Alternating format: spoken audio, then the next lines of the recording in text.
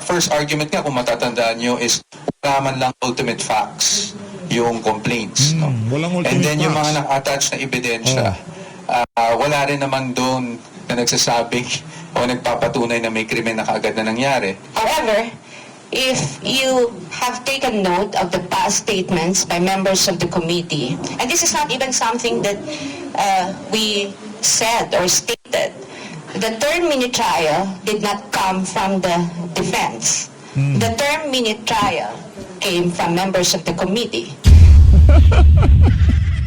Yan ang problema. Sa kadaldalan ni Luistro, nasisira ang kanilang mga plano. Mini trial ka pang nalalaman, no? Yan tuloy. Wasak ang kanilang mga plano.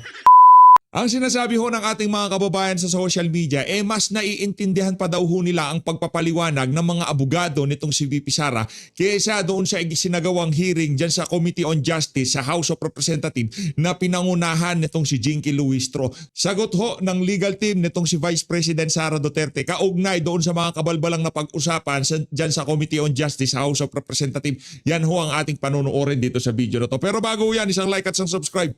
Masaya na ho tayo dyan at sa mga gusto sumali sa ating community, yung join button, nandyan lang ho sa baba. Hindi na ho natin patatagalin to.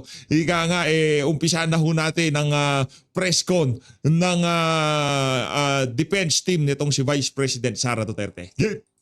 Rules must be compliant with the Constitution is made clear in Francisco versus House of Representatives, Ayan. wherein the Supreme Court declared Section 16 and 17 of Rule 5 of the Rules of Impeachment Proceedings adopted by the 10-12 Congress unconstitutional.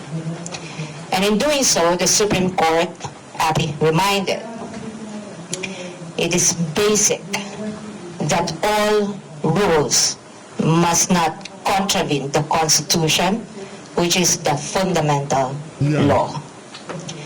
In light of these, while the invitation for the respondent and counsel to participate in the committee's mini trial is well noted, we cannot, however, do so at this point on the ground that the committee and or the House of Representatives, as well as any of its members, lack jurisdiction to conduct any form of trial or exercise any of its incidents. Absent such jurisdiction, any attempt to proceed in the nature of any form of trial or to invoke powers ancillary to it is unconstitutional. Nako, unconstitutional. Consequently, the respondent puts on record her objection to any requests, motions, or similar efforts aimed at obtaining or fishing for supposed evidence through processes that necessarily presuppose the existence of lawful authority and jurisdiction under the Constitution, which in this case is absent. As timely stated in the appearance of consolidated answer both made ad cautelam, the respondent does not waive any jurisdictional or other objections she has to these proceedings, nor her right to seek the appropriate legal remedies. Nonetheless, she is prepared to meet the charges against her before the proper jurisdiction. Yan. Thank you. We will now just open the floor to questions para hindi tayo maubusan ng oras. Q&A kagad. Ayos. Mas okay yan, mas okay Q&A kagad. Hi ma'am, hi sir. I'm Camille Samandebo from TV5. Magaling yan si Atty. Poe. Tapos na po yung hearing ng Committee on Justice and there were several motions po na natakel sa hearing where they want to issue subpoena doon sa mga ilang dokumento, kabilang sa mga financial transactions, IPR, including yung attorney po kasama doon sa pinasabina. May we just get your reaction on that? And ano po yung magiging tugon ng defense team since ito nga may mga feeling na yung committee na mga dokumento na mapresenta o matakil doon sa committee? Thank you. Unang-una sa lahat, have to address yung subpoena that was issued against myself. I will wait for the subpoena. Titingnan ko kung ano yung laman ng subpoena, but definitely I'm willing to attend. No, wala akong any intention to evade having to attend before the Committee on Justice. Although I must say, I was monitoring the hearings. In fact, that's why hindi kami nag-start, no, until matapos yung hearings, out of due respect na rin to the Committee on Justice. I was a bit surprised because I think the ground stated there was that I was the one in charge of the accomplishment reports, etc., which obviously the facts and documents would show that it was not me. No, but nonetheless, I don't see any point in not appearing. So I will definitely abide by the subpoena, subject to, of course, titingnan natin kung ano yung laman. Pagdating naman doon sa ibang subpoena that will be issued, no, for the documents, I think it is our job as counsels to look first at kung ano yung scope ng subpoena and see kung naayon ba sa batas yung pag-issue ng subpoena. Attorney Sheila, is there anything you wanted to add pa? Go ahead. In addition to what Mike had said, I think the portions of the letter that I had read earlier would answer that question. So right now, what is clear is that we have questions on the jurisdiction of the committee to conduct any form of trial. And if you had noticed also from the letter, we had stated that it's not only the conduct of the trial, but also the exercise of any and all ancillary incidents to it, which includes, of course, the issuance of any compulsory process. I cannot tell you yet how the defense would meet the orders given today at the committee hearings, or how we would specifically respond to those. But we are making clear that we are questioning the jurisdiction of the committee to conduct this form of trial, whether it is something that they may have, or some members of the committee may have referred to as a mini trial or as a form of hearing. We have a fundamental question on the jurisdiction, and that fact has been made clear in the letter that we had sent to the chairperson of the committee. From my end.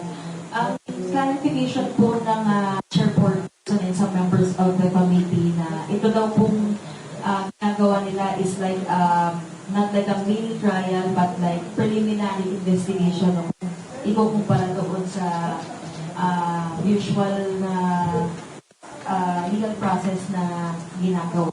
At ang sabi po, para po kay Representative De Lima, parang disrespectful daw po na hindi humarap si Vice President Sara Duterte para personally paalam o i-lay down yung kanyang mga rason kung bakit hindi siya nakal or haharap na dito sa pagkita. Thank you.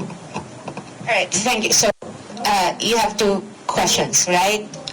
Number one, it does act to the statement that what the committee is conducting is not a trial, but is allegedly a preliminary investigation. Number two, you also want us to react to the statement of Representative De Lima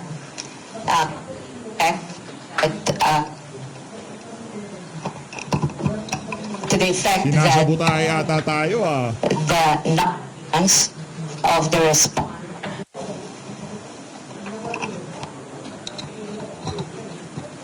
at the committee hearing today is allegedly a disrespect.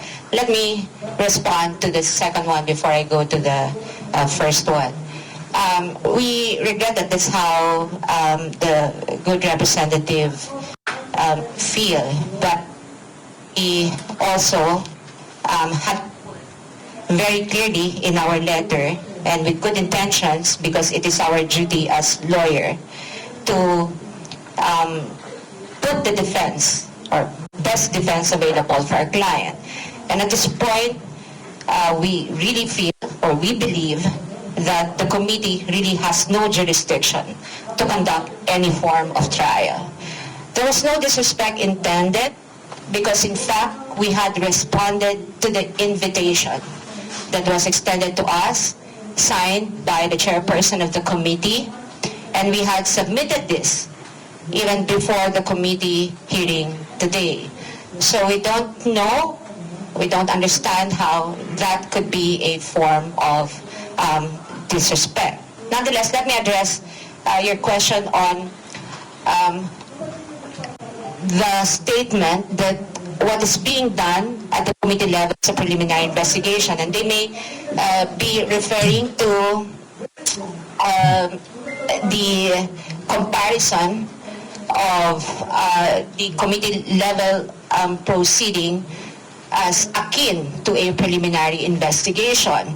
However, if you have taken note of the past statements by members of the committee, and this is not even something that we said or stated, the term mini trial did not come from the defense. The term mini trial came from members of the committee. Yan ang problema. Sa kadaldalan ni Luistro, nasisira ang kanilang mga plano. Mini trial ka pang nalalaman, no? Yan tuloy. Wasak ang kanilang mga plano. And in fact, you only have to look probably in the internet or search them yourselves to know that there have been statements to this effect that what the committee will do is sort of a mini trial. And so, our response to that is, given that the Constitution only vests the power and authority to conduct trial in the Senate, then the House of Representatives or any of its committees cannot do that. And I think this is very clear also in the Duterte ruling, both in the 2025 and 2026 decisions of the Supreme Court, that constitutional parameters with respect to the conduct of the entire impeachment proceedings should always be complied with, especially given that it's not only a purely political proceeding, it is also a legal proceeding, and therefore must comply with the fundamental law. Nakakatakot tong si Madam. Parang parang guro no? yung matapang. Yung tono ng boses niya kakaiba parang yung teacher na nagdi-discuss no. Wala, hindi makakakana dito si Dilima pag nagharap po sila sa Senado kung sakaling matuloy ang impeachment trial Pero sa tingin natin, base sa mga nangyayari, hindi ho pumapabor sa mga magnanakaw na congressman itong impeachment na to laban dito kay VP Sara. And what is our fundamental law? Our fundamental law is the Constitution. You don't even have to write it in any contracts or agreements or any rules. It's written in every rules, in every contract. That's how fundamental the objection of the respondent is to the committee proceedings. Good afternoon, attorneys. Joseph Federal po from Manila Politico. In asserting the unconstitutionality of the House jurisdiction over the impeachment complaint, what are we trying to achieve here po ba? Are we trying to stop the House hearing? Or have we made any legal good na ipahid po to, or it's just a mere position ng defense team? Well, for now, that's really the position of the defense team na unconstitutional yung nangyaring proceedings, di ba? Ngayon, ang tinitingnan natin, ang sinasabi talaga natin dito to simplify things. Sa Constitution, very clear naman yung nakasulat. No? Number one, ang initiation ng impeachment proceedings that belongs to the House. That's an exclusive power of the House. We're not contesting that. No? But, pagdating sa trial, that power exclusively belongs to the Senate. Napaka-clear niyan. Kaya ang sinasabi lang namin dito is hindi naman pwede dito sa pag-initiate pa lang ng proceedings nagkakaroon na ng tinatawag na namin na mini trial. At again, kaklaruhin ko lang yung emphasize ko lang yung nasabi na ni Atty. Sheila. Hindi po sa amin ang galing yung term na mini trial. Yan po ay galing sa mga statements ng either Committee on Justice or even other personalities. So hindi po sa amin ang galing yan. That's why we're contesting it. Ngayon, ano ba ang trabaho para sa amin ng Committee on Justice? At least sa aming pananaw. And again, with all due respect to the members of the committee and the committee itself. Ang trabaho po ay to determine, sabi nga nila, kung ito ay iaakit na sa plenaryo at iaakit na eventually sa Senado, hindi ba? So ang parati namin sinasabi, kahit sa previous interviews ko, ang gagawin lang naman is to evaluate the complaints and the evidence at hand. No? Kung ano yung mga naka-attach na ebidensya doon sa complaint. So yung pagpapatawag ng mga witnesses and all those things and asking for documents, that goes well and beyond, di ba? Yung evaluation lang kung ito ay dapat mapunta na sa plenaryo at ang sa ganun ay maiakat na sa Senado. So sa ngayon, are we going to question this? Kasi I think that was your question talaga. Of course, that possibility is always there, hindi ba? But hindi po na kami magsasabi ng anything categorical. Ito ay dapat pag-usapan, hindi lang namin, pero pati na ng aming kliyente. At titignan natin kung ano mangyayari. That's why we have been monitoring these proceedings from day one. And then we'll let you know kung meron na kaming desisyon ukol doon. Sir, follow up na. Since you are acknowledging that the House of Representatives can initiate the impeachment trial, the impeachment proceedings or whatever, bakit dun sa process na yun, we're not attending doon sa mga invitations ng House of Representatives? And follow-up is, are we surely attending the Senate hearing once it prospers, case prospers? Number one, dun sa tanong niyo po, it's not just we're acknowledging, no, that's clearly stated naman in the Constitution na sila talaga ang may exclusive power to initiate impeachment proceedings. Why are we not attending? I think it was clearly stated in our letter. It's because we are objecting. There's a fundamental objection to the proceedings itself because for us, this goes well and beyond what is contemplated within initiation of impeachment proceedings. As to the Senate, wala pa tayo doon, no? Pero pag dumating man doon, talaga namang kami naman ready na sagutin. Parati naman natin sinasabi, ready nating sagutin ang mga alegasyon laban sa Vice Presidente sa tamang forum. And at sa atin, pagdating sa pagkakaroon ng trial, whether mini trial or full-blown trial, that is not in the House, but that's actually in the Senate. Thank you.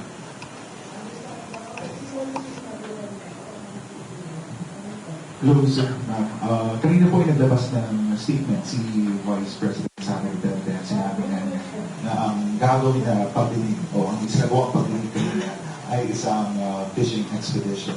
Pwede po ba natin ipaliwanag ito bakit ito nasabi ng Vice? Well, again, I have to premise my answer with I'm no longer the spokesperson of the Vice President. So napakahirap naman na maglagay ng salita, no? Mag-interpret ng kanyang mga sinasabi. But at least based on our conversations, nakita naman natin, yun naman talagang posisyon natin when you evaluate these impeachment complaints. The evaluation must solely remain with the complaints and the pieces of evidence attached. Di ba? Ngayon, if you will go beyond the evidence attached and start asking for documents left and right, when our first argument nga, kung matatandaan nyo, is wala man lang ultimate facts yung complaints. No? Walang ultimate And then yung facts. mga naka-attach na ebidensya, wala rin naman doon na nagsasabing o nagpapatunay na may krimen na kaagad na nangyari. And so if you go beyond that, that is what we're saying na fishing expedition. Fishing expedition. Malamang yun na rin ang pinaparating ng ating Vice Presidente. Pangalawa, katulad ng mga issue na nilabas sa kanyang salin. Doon sa desisyon ng Supreme Court sa Duterte versus House of Representatives, malinaw na nakasad doon na ang impeachable offense ay yung mga offense na allegedly na-commit ng impeachable official within his or her term. At malinaw naman dun sa pinakita na karamihan dun sa hinihing documents ay not within his or her, within the term of the Vice President in this case. No? So, marahil dun nanggagaling ang ating Vice Presidente.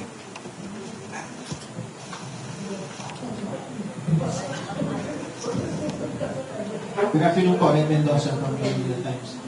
I'd just like to note lang po yung mga subpoenas regarding doon sa subpoenas regarding Versace. Congressman Busuttigil said na it's a form of fishing expedition. That's why he objected to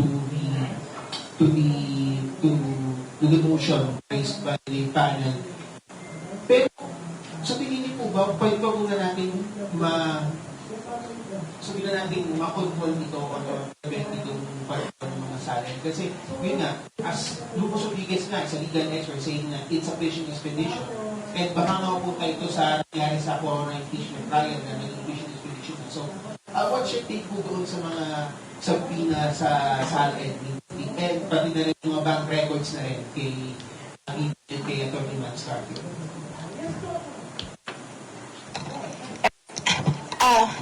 I think I've made this clear, and I also, again, say that if the objection of the respondent goes into the matter of jurisdiction, meaning does the committee have any power or authority to conduct a mini trial or whatever it is that they will call it, including the examination and cross-examination of witnesses, issuance of compulsory processes for the introduction, reception, and examination of evidence.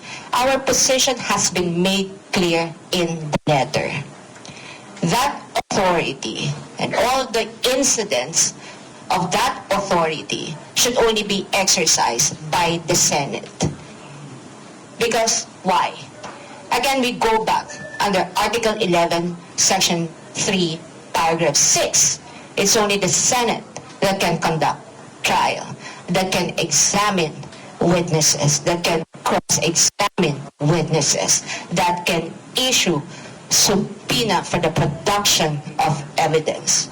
In fact, if someone here earlier asked, this is akin to a preliminary investigation, you know, under the current rules of preliminary investigation and inquest proceedings, even the matter of deciding or resolving the complaint is only limited to the complaint and the counter affidavits of the respondent and other affidavits and the evidence at hand.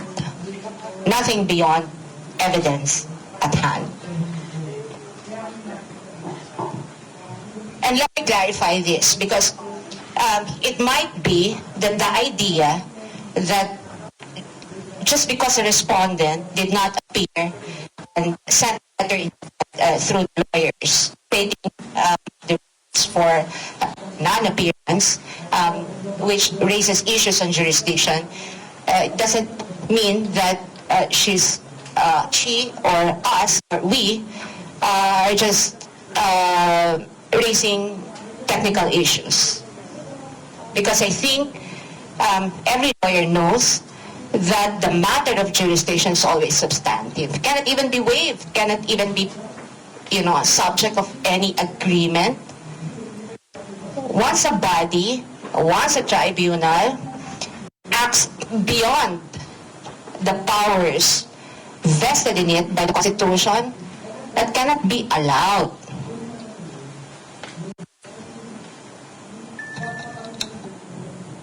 Last question na lang po from Ryan.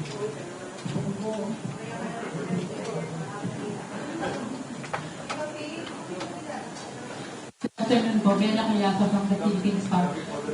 Sir, just to be categorical about it, so may plan kayo to question the unconstitutional yung proceeding sa House. So kailan kayo mag-decide na mag-file na ng petition sa Supreme Court?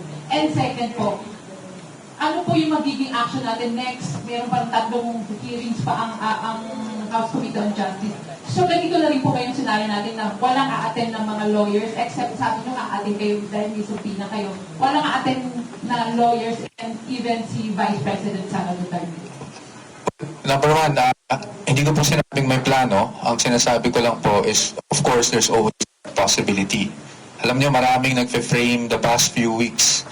Sinasabi, aakyat yung mga yan sa Supreme Court. As if it's a wrong thing, no? Our job as lawyers is to protect the client and the rights of the client, no, against harassment and all of these kinds of things. And sa ngayon, ang sinasabi namin is that is always a possibility. Especially since, ulitin ko lang yung sinabi ni Atty. Sheila, our objection to the proceedings is fundamental. No? Hindi to mere technicality. We are saying na ang sinasagawa ngayon ng committee, at least sa aming pananaw at sa aming posisyon, is labas na sa kapangyarihan nila dahil yung trial, mini-trial, full-blown trial is really vested upon the Senate. Ngayon, pagdating sa susunod na hearings, hindi muna kami magkokomento, ma'am, tungkol dyan. Dahil syempre, we are monitoring the developments as they come.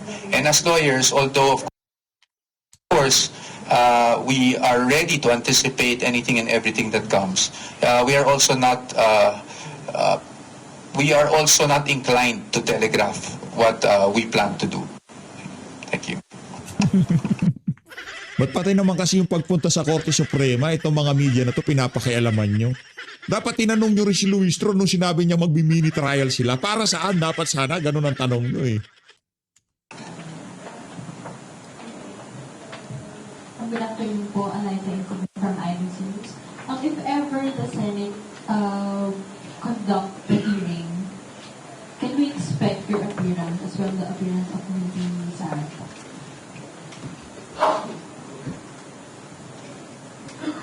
Again, I think our letter is clear.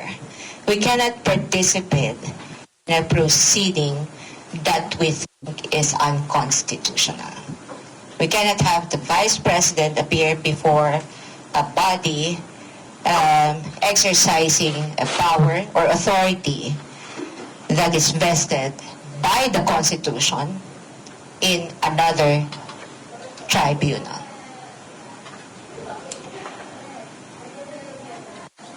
If you notice from the letter that we sent on March 24, 22, the penultimate paragraph of that is pretty clear that considering that the requests, motions, or similar efforts aimed at obtaining evidence through processes that necessarily presuppose lawful authority,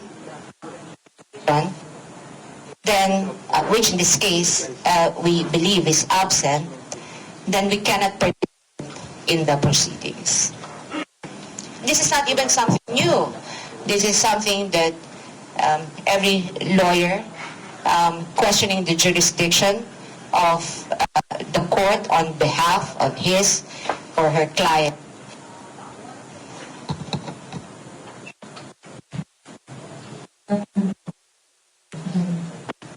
Parang iteration ko naman ng question. So since you are not recognizing the jurisdiction of the committee, hindi nyo po to comply ang any subpoena na hindi expected si Vice President and you na appear sa House hearings. Ano po? Let me baka ma-misconstrue eh. What we are not recognizing is the authority or power to conduct mini-trial. Yeah. Now, with respect to the power of the House of Representatives to initiate impeachment proceedings, that's stated in the Constitution, we recognize that. Again, what we do not recognize is the authority to conduct any form of trial.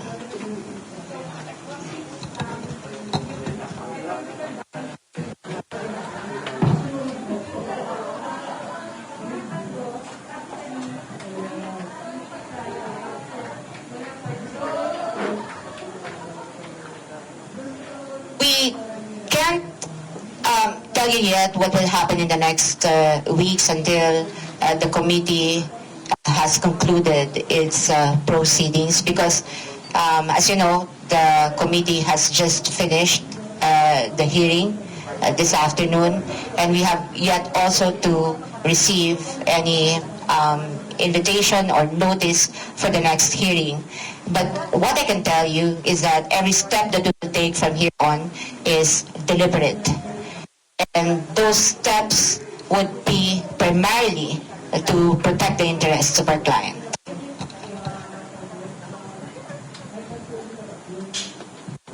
Attorney Powa, so to reiterate and to echo also the question of Congressman Molina earlier, so you fail to attend the Vice President and also your team, does it mean you are waiving your right to attend any proceedings? So we do not expect anyone from NP to have proceedings po.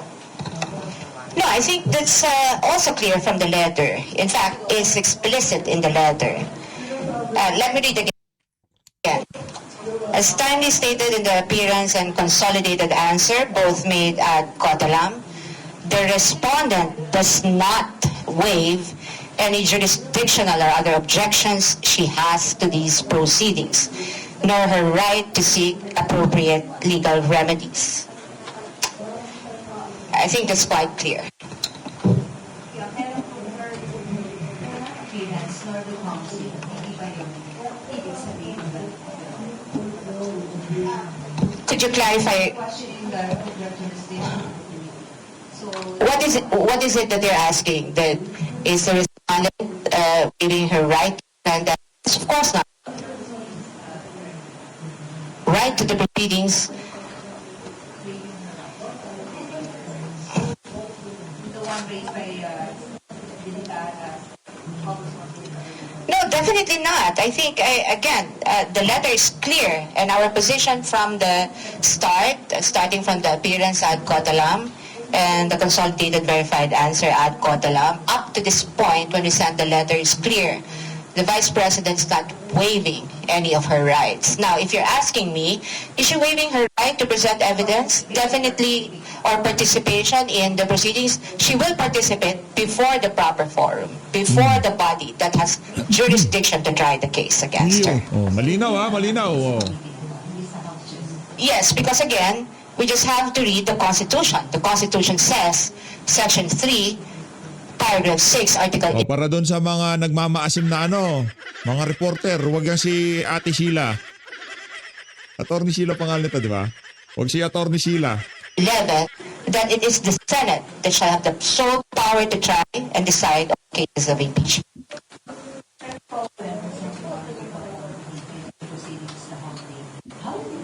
So, kanina sinabi niya na there are a lot of persons who and documents also filed in and other documents po. But Jen, how do you describe the proceedings na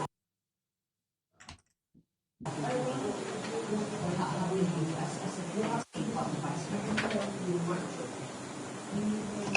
Well, to us, really, we're questioning the proceedings themselves. No? So I don't want to try to describe it, sound ako sa isang description. No? But really, to us, all these things go beyond the powers of initiating an impeachment complaint. And that is why we have already stated on the record our fundamental objection to the proceedings that are being conducted at the moment. And clearly for you, it was already a minute trial.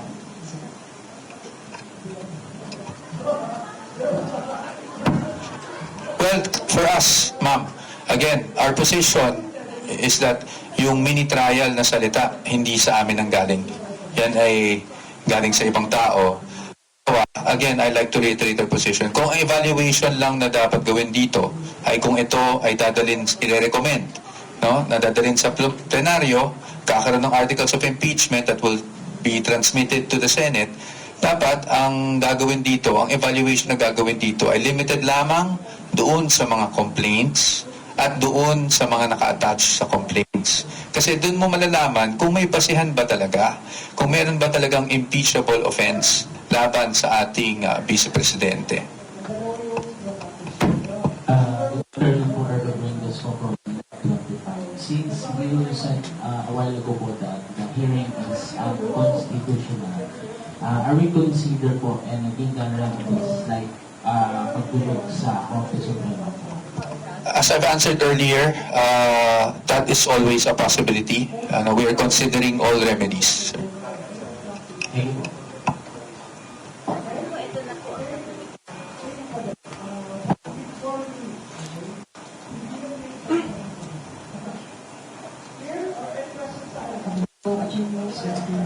Joy po ng Mobile Philippines. Question ko lang po, if magsasampo po ba kayo ng case ng abuse of authority sa ating mga opisyal ng Kamara? Kasi kanina nga po, diba, as Attorney Season mentioned, it's only the Senate that can conduct the trial. kasi lalo lamang mag-issue ng subpoena. Hingay sa likod, ah. Or on the production of evidence. And kanina, ang Representative Jokno has clearly stated na according sa ating kanina's constitution na naglagay din po siya ng articles and sections that the House of Representatives has the exclusive power to initiate all cases of impeachment, while the Senate naman po has the sole power to try and settle the power of impeachment. So, kailangan niyo po yung kanina, pero nagkakaroon po dito ng confusion, Janice, no? Not just sa media, but as well as sa ating mga mamayan na nakikinig ng mga politiko sumasabay tayo sa impeachment case. Well, I agree with Representative Diokno na yun nga naman talagang nakasulat sa Constitution, no? That the power to initiate belongs to the House and the power to try impeachment cases belong to the Senate, hindi ba? And yun nga ang nagiging debate dito dahil sa aming pananaw, lumalampas na po sa initiation ang nangyari at kung magkakaroon man ng any trial type proceeding, that should be had before the Senate impeachment, sitting as an impeachment court at hindi po sa Committee on Justice. So, magsasapa mo ba tayo ng case of authority sa ating notification ng Kamara? At this point, we are considering all remedies, pero ayoko pong sabihan na isasampahan ng kaso or whatnot. We're not in the business of trying to, threaten people with cases. Sa amin lang po, ang trabaho lang po ng mga abogado ng Vice Presidente is to protect her rights and interests. So, titingnan lang po natin kung anong mga remedy base doon sa aming fundamental objection on the constitutionality of the proceedings that are being conducted. Hello po, good afternoon. Herlene Delgado po from ABS-CBN. Dito po sa Hello po. I just want to get, since you've already reiterated naman po the position of the defense team, just want to get your reaction for fairness and balance. As sinabi ni Representative Bautista earlier, she quoted former Justice Tiham, and she said na failure to participate in the hearings before the Commission of rather is tantamount to a culpable violation of the Constitution. Your direct response. Well, first and foremost, there is no rule, law, requiring the respondent to attend the hearings or the proceedings before the Committee on Justice. I think that is clear. Hindi naman dapat natin pagdebatihan yan. In fact, the Constitution is clear also, diba, na if you read the Constitution, wala namang nakasaad doon na talagang requiring the Vice President to attend. It's not the first time. Sa ibang impeachment proceedings, hindi din naman nag-attend yung high official na ini-impeach. So I don't know where that is coming from. But of course, we would like to state for the record also that we respect the opinions of lawmakers, of our congressmen, whether it's against us or for us. And diba, sui generis, it's legal and political. So, no doubt, it's politically charged and everyone will have their opinions and we have to respect everyone's opinion. But as far as we're concerned, the position is there's no rule requiring the Vice President to be present in this proceeding.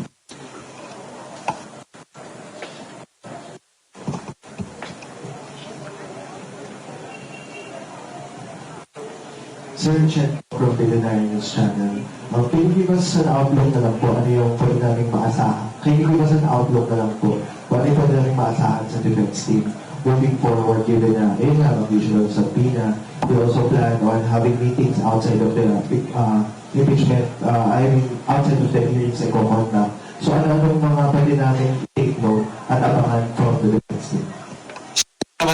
That every step of the way, the defense team will ensure that we are doing our job to protect the rights and interests of our client, which is the Vice President.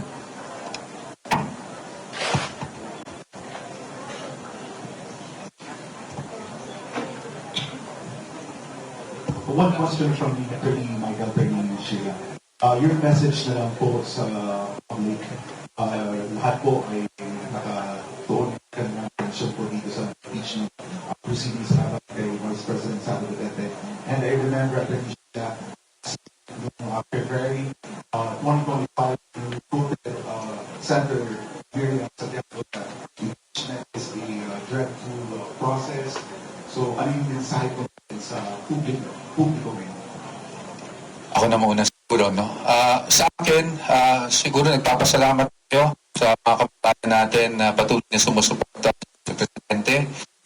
Nasabi ko nga kanina, it's a highly divisive and politically charged matter, no? So, lang na may pagkakaiba ng mga opinion, may mga debate. For the defense team, we are here without any intention to debate with anyone. We are here to just lay down our position, but at the same time, we would like to state again that we respect the opinions of even those whose positions are adverse to ours. No? Siguro ang gusto ko lang linawin is parati kasing nasasabi na hindi sumasagot ang ating Vice Presidente. Hindi po totoo yun. In fact, as early as last year, tuon pa lang sa first round of impeachment, nasabi na ng ating Vice Presidente na handa siyang sumagot sa harap ng tamang forum, no? Lahat ng itong mga aligasyon na binabato sa kanya. That is also included in the letter that we submitted yesterday. At siguro ang pinaka-importante, let's not blur our legal system, di ba? Ayon sa legal system natin, the burden of proof is actually on the accusers. Doon sa mga nag-allege na may ginawa siyang impeachable offense, the burden of proof lies with them. No? Dapat pakita muna nila na matibay ang kanilang mga ebidensya. And again, the evaluation should be limited to the complaints that they submitted, their allegations in those complaints, and the pieces of evidence attached to those complaints. No? So again, hindi sumasagot ang Vice Presidente. Handa po sumagot ang Vice Presidente at handa po ang defense team na ipagtanggol ang Vice Presidente sa harap ng tamang forum para dito. Thank you. Perhaps my message is, it's the same thing. We appreciate the role that the media has in terms of providing our public with good information. By good information, I mean something that is not only plucked from the mouth of a person, but something that invites some meaningful discussion about the issues, about the processes, about what we could expect moving forward as a nation. But my main message would probably be something that I would borrow from the case of Francisco Gutierrez, because I think it encapsulates everything that we need to know in respect of the protection and respect for an individual's rights. In that case, the Supreme Court said that the respondent, or just because former Chief Justice Davide is the Chief Justice, does not imply that he gets to have less in law than anyone else. And the reason is very simple. It's because the Constitution and the law are mindful of every individual's rights, regardless of his or her station in life. Palakpakan natin itong si Atty. Sheila. Hindi lang maganda, di ba? Hindi lang maganda na, magaling pa. Hindi kagaya nito si Luistro, pangit na nga, napakadaldal pa ng bunganga. Kung ano-ano kasi lumalabas sa bunganga mo, Luistro, yan tuloy. Napupurnada ang inyong mga plano. Yan. Tapos na. Tapos na ba tayo, Atty. Sheila? Ay, di pa. Meron pa pala. Meron pa, Habs. Oh. So the whole thing that was happening, the whole proceedings for the whole hearing is until this afternoon. Ma'am, as you know me, I really want to give due respect to our lawmakers. So whatever happened, the proceedings earlier, I think that is within their wisdom. No, I don't really want to criticize anything or anyone for those proceedings earlier. Ang sa amin lang, that is within the wisdom of the Committee of Justice. Pero sa amin, that doesn't also preclude us from dealing of remedies kung sa tingin namin meron ng mga paglabag sa ligang batas sa mga pangyayari. And that is in line again with our duty to protect our client, who is the Vice President. So yung mga sabi na review the documents, is this something that you expected to happen? Like you were expecting the mga pangyayari? Well, hindi naman sikreto yan dahil actually, di ba, pati yung appearance ko, na-question na rin. And again, I have to say, I respect the lawmakers who brought that up. I think it's within their prerogative to raise whatever concerns they have in relation to my appearance. Pero nasabi ko na rin, no, na the past few weeks, sabi naman talaga nila that there will be subpoenas issued. No? Ngayon, yung pagdating naman sa akin, humarap naman ako sa Committee on Good Government. Abogado na rin ako ng Vice Presidente ng mga panahon na yon. At hindi naman ako nag-invoke ng attorney-client because all I can really testify to is kung ano yung totoo na participation ko sa kung ano mang sa dung stint ko nung ako'y nasa DepEd. So I never really saw any conflict with that. But again, if there are subpoenas, these are things that the defense team will have to discuss. We'll have to look at the subpoenas. And ako naman sa sarili ko, I have no problems complying with it. But I have to state that the fundamental objection here is not just the issuance of subpoenas. No? The fundamental objection rather that we are raising here is on the proceedings themselves, and even, nasabi nga ni Atty. Sheila, on the ancillary process that come out of those proceedings.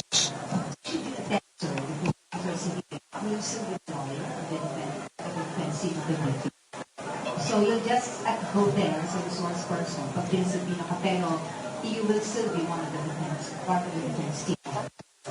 But I will go there as a resource person, witness whatever they want to qualify or characterize it as such, and I will answer questions as the best way I know how based on my personal knowledge.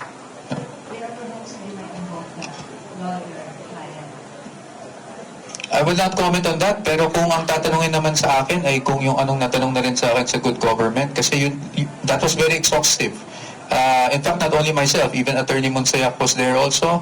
We attended every hearing. We answered all the questions directed to us, and not once did I invoke the attorney-client privilege. Because ang masasagot ko lang naman kung ano yung nasa personal knowledge ko po. Hindi naman ako pwede mag-fabricate beyond that. Attorney, pakabot ko lang, yung reaction niyo po ng pagkustodiya ng kamera kay Ramil Madriaga? Sa akin, that is something that is between actually the court, the Committee on Justice and the court that has jurisdiction over the case of Ramil Madriaga. Again, that goes into yung mga processes na kasi na to, kaakibat siya nung mismong proseso na kina-question namin. But as to the safety of Mr. Madriaga, hindi kami yung may hawak ng kaso kasi na perjury laban kay Mr. Madriaga, no? Pero as to the safety, gusto naman namin mag-testify siya eh. Diba? Kasi paano natin pabubulaanan yung mga sinasabi niya kung hindi natin siya papatestify, hindi ba? Doon lang yung forum. But again, at the proper forum. So, kung siya man ay magte-testify, kung mapunta man tayo sa Senate at assuming that there are no constitutional infirmities at napunta tayo doon sa Senate for the hearing, maybe that's the proper time for us to test his credibility. Diba? Sorry, for clarification lang. Kasi you said earlier that the Vice President is not waiving her right to present evidence at in the House proceedings po ba? And even you said po na you are willing to attend the House impeachment proceedings. Pero sabi, you are asserting na unconstitutional yung House proceedings. So, patating po. Definitely not. I think if you listened earlier, I've stated clearly that since the objection challenge to the proceeding goes to jurisdiction, then what the defense is basically saying is that we are prepared, or the respondent is prepared to meet the accusations against her, but before the proper forum, before the body that is vested by the authority or power to conduct trial under the Constitution. And if you take a look at the Constitution, the only body that can conduct trial in impeachment cases is the Senate. So, if you're asking, is there any contradiction between us submitting this letter or Attorney Poa attending Attorney Poa's decision to attend the hearing stated, or the schedule of the hearing stated in the whatever subpoena that he will receive in the forthcoming days. Is there any contradiction? I don't think so.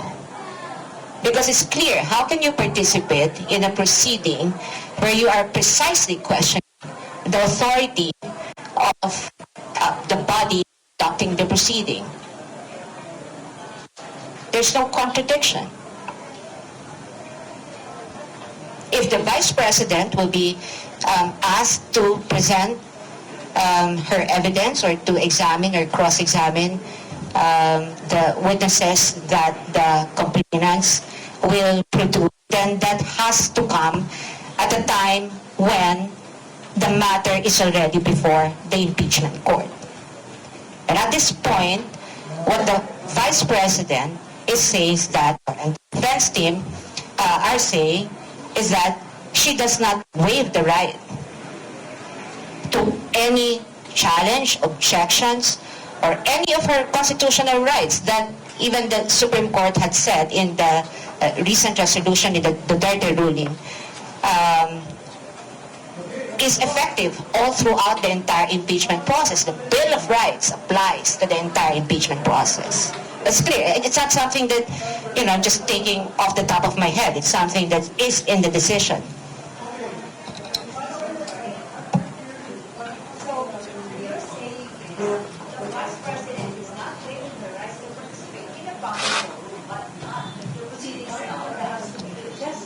Correct. Correct. The Vice President is not waiving anything at this point. No, nothing.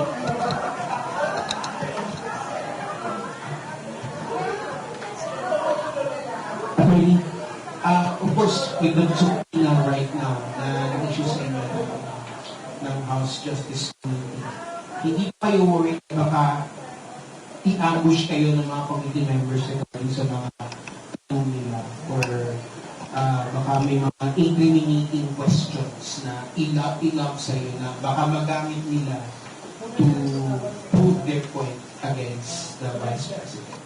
I don't want to speculate kung ano yung itatanong nila sa akin. Again, it would be inappropriate and unfair naman sa ating mga lawmakers and members of the committee to speculate na ganun ang gagawin nila. Ang sa akin naman, kung ang itatanong nila ay factual, sasagutin lang naman tayo ng factual.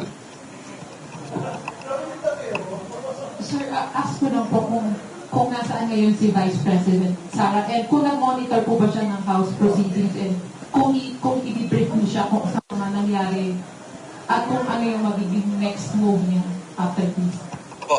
The Vice President is of course in the Philippines. I'm not at liberty to disclose kung nasaan siya, as you know, for security reasons. But she always has daily engagements naman. No? Pagdating naman sa briefing, there's always a regular briefing between the Vice President and her defense counsels.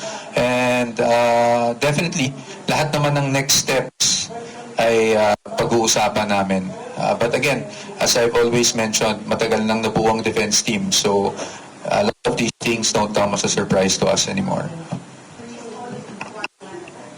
On a regular basis, ma'am. On a regular. Next question.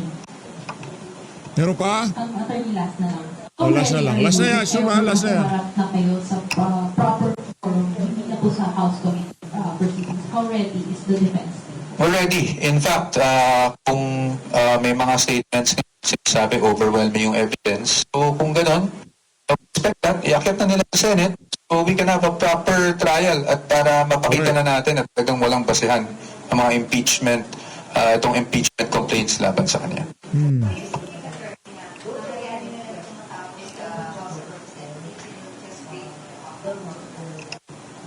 No, we're not saying anything to that effect. As I said kanina, lahat ng legal remedies ay na-explore at ready kami. Actually, alam naman namin lahat ng legal remedies are available. So, titingnan lang natin, depending on the developments, kung ano yung pinakamagandang gawin para maprotektahan talaga natin ng rights ng ating Vice Presidente. Pero kung ito ay aakyat sa Senate, ay handang-handa po kami. We've been ready since last year.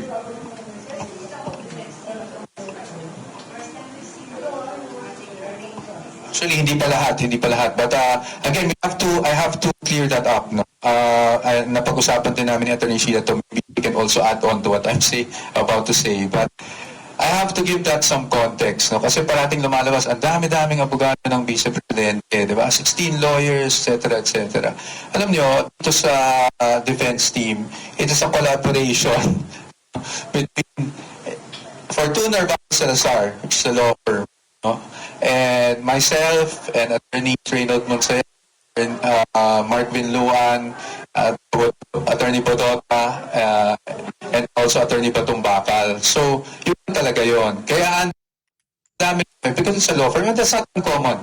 Even the small law firm that I have, when we have cases, no, for clients, kailan may isang tao naka-assign dun sa case na yun. Especially at a case as complex as this. Natural lang na sa isang team, marami talagang naka-assign. So, para lang klaro tayo na hindi yung parang kasi 16 lawyers, parang ang dami-daming abogado. But it's really for 200,000, which I have to say is taking the lead, no, here, and they're collaborating with us. So, yan po ang nangyari dito. Before we conclude, Ilan baka Attorney Sheila would like to add on to that? Oh? Just a short note. So, tama yung sinabi ni Mike, no? Yung balita na may 16 na abogado, si Vice Presidente. Ang sa totoo lang, the Vice President has our firm as one of her counsel and the 5 collaborating counsel. No? Si Attorney Poa, Attorney Vinluan, Attorney Monsayak, Attorney Ralph, and if we will count us, no, including our collaborating counsel, ilan lang tayo? 6. Now, the fact that there were the other members of the defense team also signed the pleadings does not mean that, separate engagement. In fact, I think maski yung ating mga kasamahan maaari sa media or publiko na mga abogado rin maintindihan nila na kapag ang isang tao ay in-engage niya, no, yung isang firm, law firm, ibig sabihin yung buong law firm na yon ay kanyang abogado. Kaya it doesn't matter, hindi yun, bilangan ng ibang abogado dyan sa opisina na yan. Ibig sabihin, kung sabihin natin, ang isang opisina ay may 100 mahigit na abogado, at let's just assume that each one of those lawyers will sign the pleadings. Hindi naman siguro tama na sabihin na, ang dami-dami abogado na ngayon sa yung size ng aming team, kailangan din sapagkat katulad ng sinabi ni Mike, yung ganitong kaso ay kailangang paghandaan ng maigi at kailangang magtulungan yung mga miyembro ng defense team. before we conclude, we invite the defense team to share any closing message. Siguro briefly lang. Again, gusto lang namin magpasalamat sa ating mga kaibigan sa media for your patience. Lalong-lalo na pag minsan hindi kami nakakasagot kaagad. Pasensya na po kayo, no, kung may ganung mga pagkakataon. At hopefully po, hindi kayo magsawa na pumunta kung meron kaming ganitong mga paanyaya dahil kailangan din naming maklaro hindi lang sa legal community but sa lahat ng ating mga kababayan kung ano nangyari sa mga proseso na to. No? So maraming salamat po sa inyo. This concludes our press conference. Kaya na nga mga kababayan, dito nung natatapusin ang ating reaction video dyan sa fresco na yan. Nitong si Atty. Michael Poa at nitong si Atty. Sheila. Maraming salamat po. Maging ato kayo lahat. Lahat ng Pilipinas. Maraming salamat.